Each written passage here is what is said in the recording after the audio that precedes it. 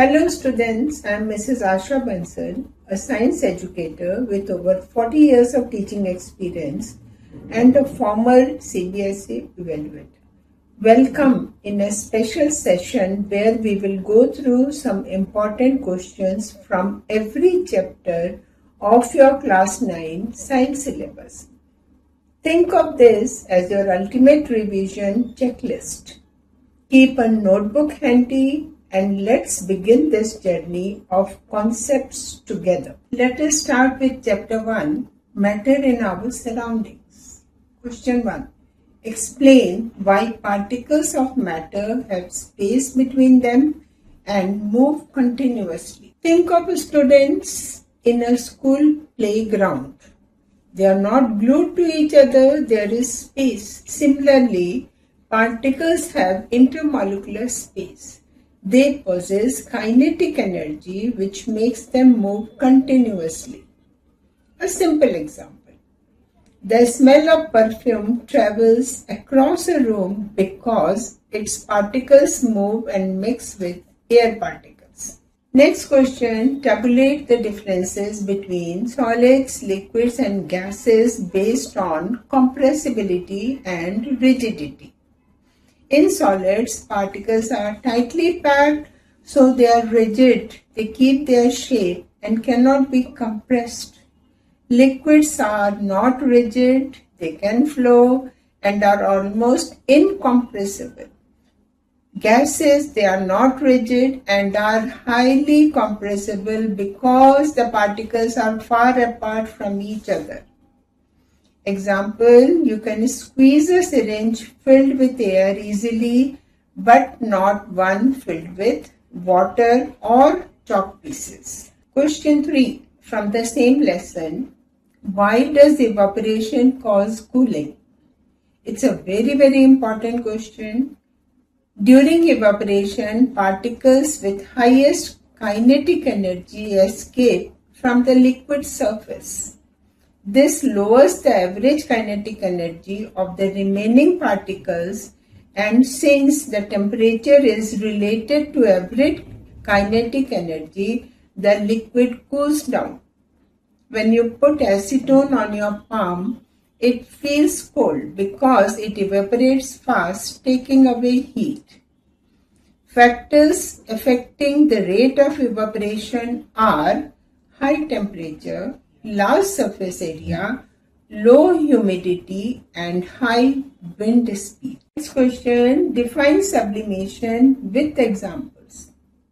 Sublimation is the direct change of a solid into vapor without passing through the liquid state. Some common examples are camphor, which is used in puja, ammonium chloride, and the naphthalene balls, which are used in the toilets. Question 1.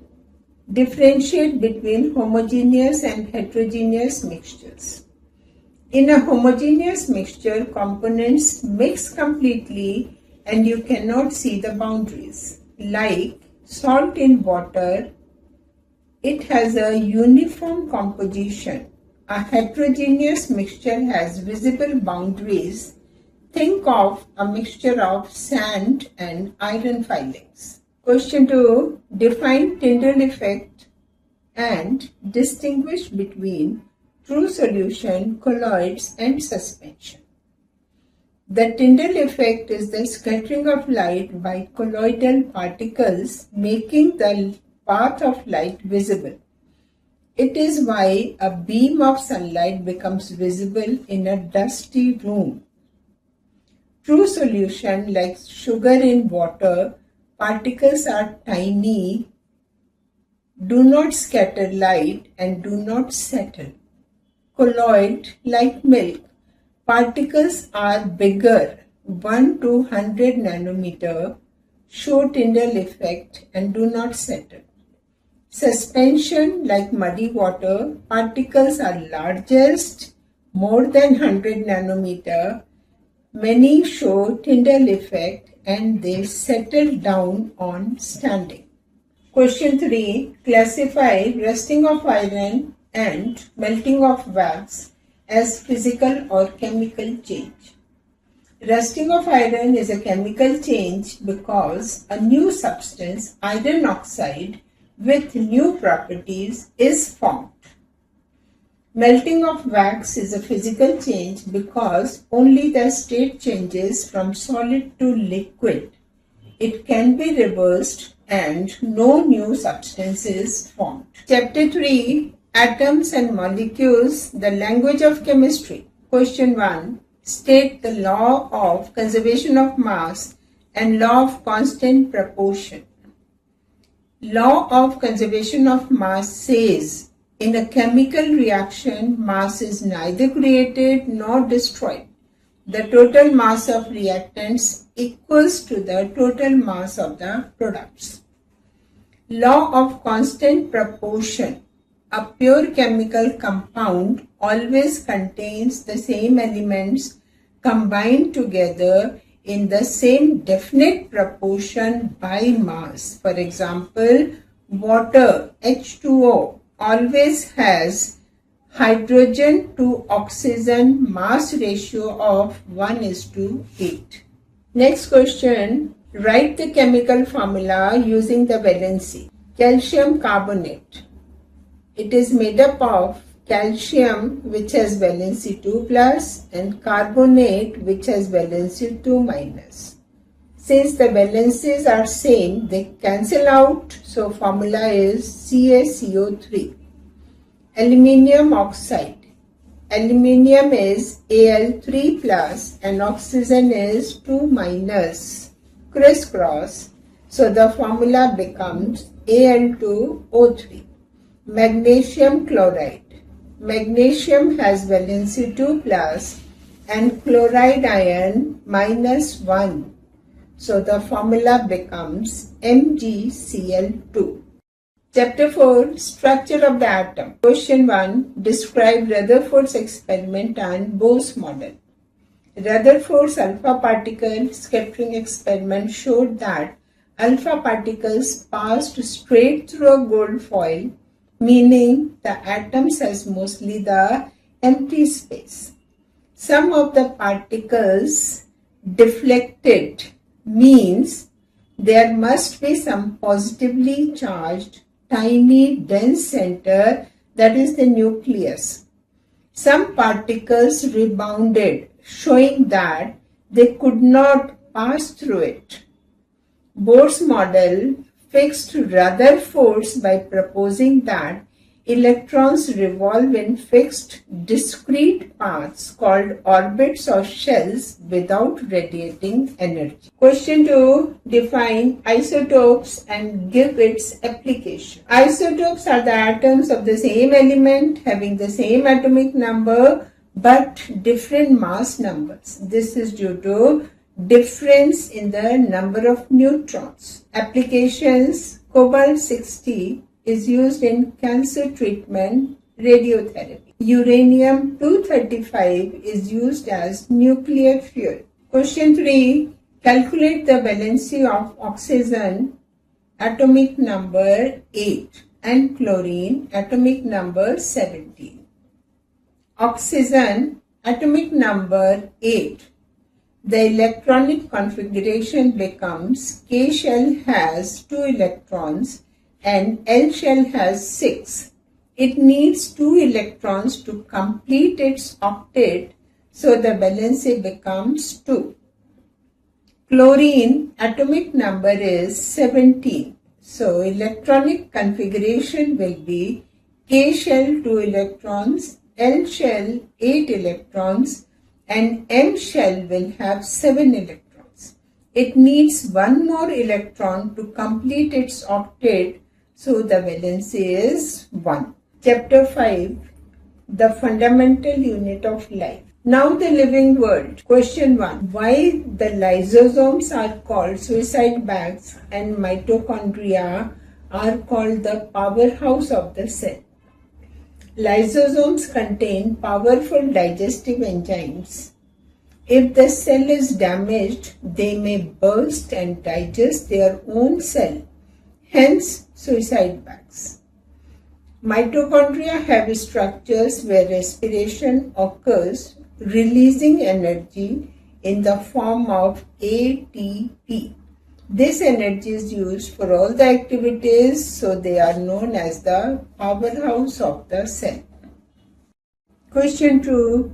Draw a label diagram of a plant cell. Always remember the three parts unique to a plant cell: a rigid cell wall outside the cell membrane, the green chloroplast for photosynthesis, and a large central vacuole for storage. Question 3. What happens to a cell in hypertonic and hypotonic solution?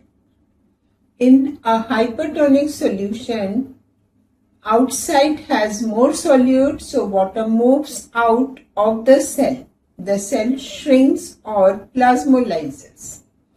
In hypotonic solution, water moves into the cell as outside has less solute. The cell swells. Plant cells become turgid, which is good for support. Chapter 6. Tissues. Group of cells working together. Question 1. Differentiate between apical, lateral and intercalary meristem. Apical meristem is at the tip of the root and stems, causing growth in length. Lateral meristem is on the sides, causing growth in thickness or girth. Intercalary meristem is at the base of the leaves or internodes, as for example in grasses, allowing regrowth after cutting. Question 2. Compare xylem and phloem. Xylem conducts water and minerals upwards from the roots to the leaves. Its components are tracheids, vessels, xylem parenchyma, and xylem fibers. It provides mechanical strength. Phloem conducts food, sucrose, bidirectionally from leaves to the storage organs. Its components are seed tubes, companion cells, phloem fibers, and phloem parenchyma. Question 3. Draw and label muscle fibers.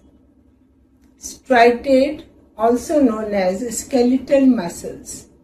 They are voluntary in action, long, cylindrical, with light and dark bands. They are attached to the bones.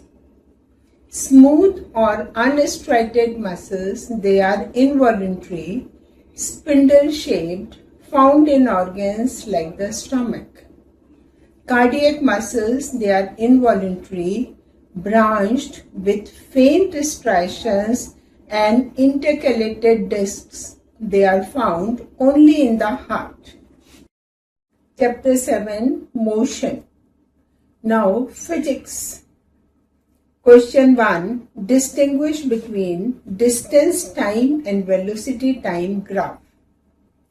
For uniform motion, a distance time graph is a straight line sloping upwards.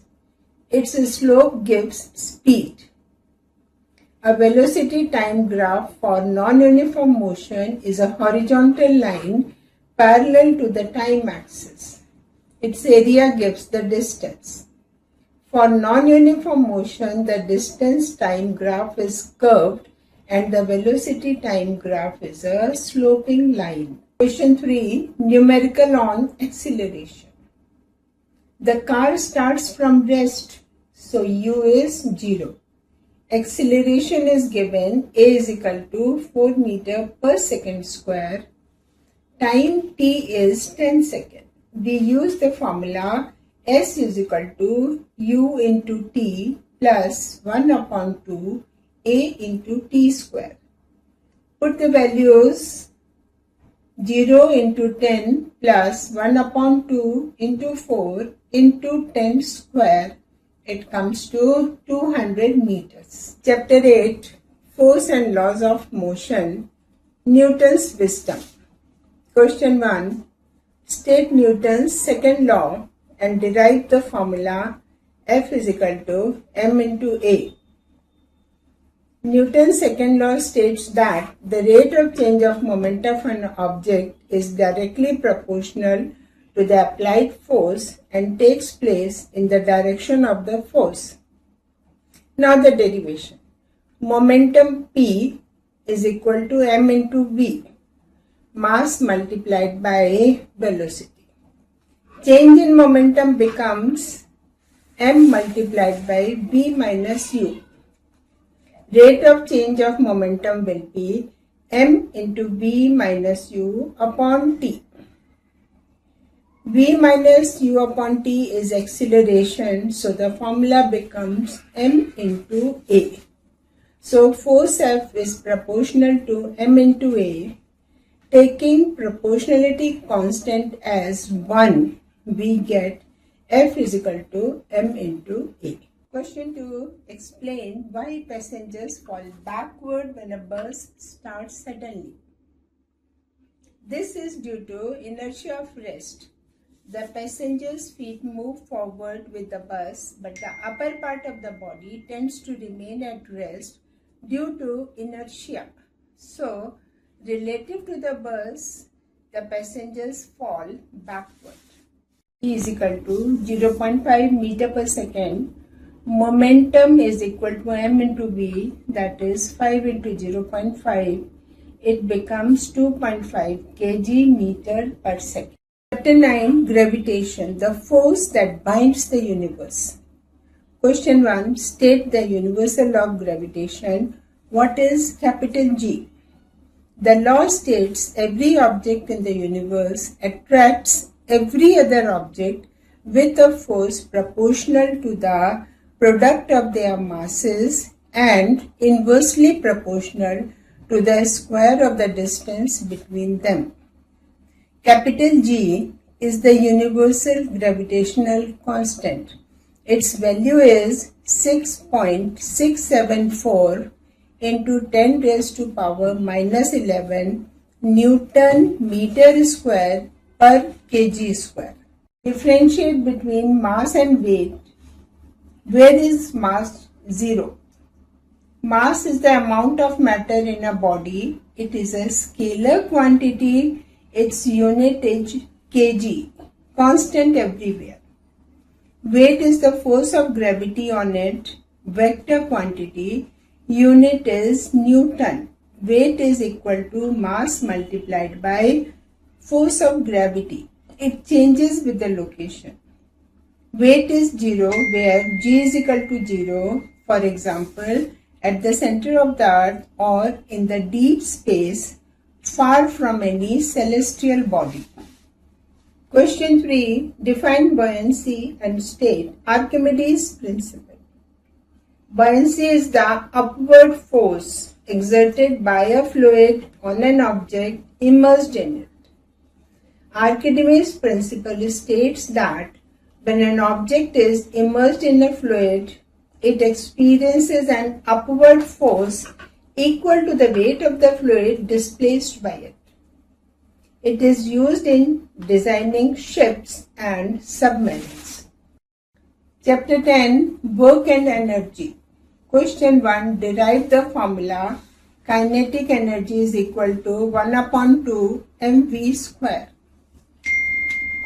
Work done to accelerate an object from rest, that is u is equal to 0, to the final velocity v equals its gain in kinetic energy. Work is equal to force into displacement, that is m into a into s. From third equation, v square is equal to u square plus 2as. Here u is 0, so s becomes v square upon 2a. Substituting work is equal to ma into v square upon 2a, we get the formula 1 upon 2 mv square. This work done is stored as kinetic energy. Question 2. State the law of conservation of energy with an example. Energy can neither be created nor destroyed. It can only be transformed from one form to another. The total energy remains constant. Example, a freely falling body. As it falls, its potential energy decreases, but the kinetic energy increases by the same amount. The sum remains constant. Define 1 watt. Calculate energy consumption. 1 watt is the power when 1 joule of work is done in 1 second. For the bulb, power is equal to 60 watt, that is 0.06 kilowatt. Time taken is 6 hours. Energy in kilowatt hour or joules. Power is equal to kilowatt into time, that is 0.06 into 6. So it comes to 0.36 units per day. Chapter 11, Sound. Question 1. Why can't sound travel in a vacuum? Sound needs a material medium, it could be solid, liquid or gas, to travel because it propagates by creating compressions and rarefactions, which requires particles to vibrate. In a vacuum, there are no particles, so no sound can travel. Question 2. What is the minimum distance to hear an echo? Our ear can distinguish two sounds if they are at least 0.1 second apart. Speed of sound in air is 344 meter per second. Distance traveled in 0.1 second is equal to speed into time, that is 344 into 0.1, which becomes equal to 34.4. This is to and fro distance. So minimum distance from the obstacle should be half of it, so 17.2 meter. Question 3. List applications of ultrasound. Number 1. Sonar. Used in ships to find the depth of the sea or locate underwater objects.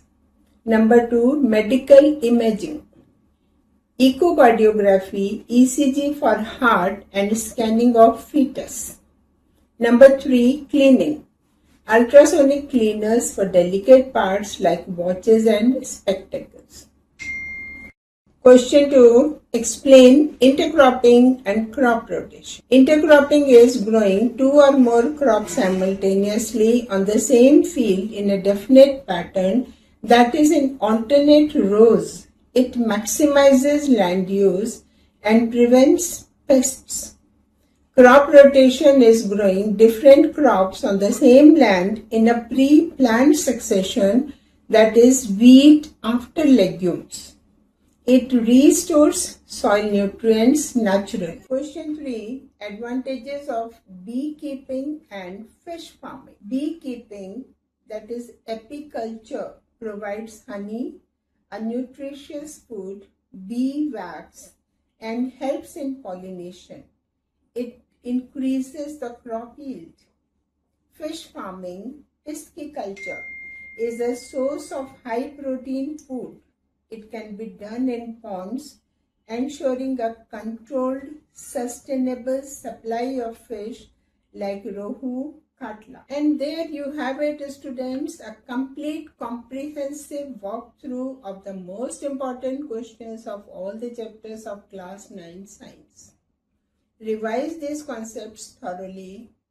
Understand the why behind every answer. This will build a strong foundation for your exams and for science in higher classes. Thank you, students, for watching Asha Bansal's Science Concept Academy classes. All the very best for your studies. Keep learning.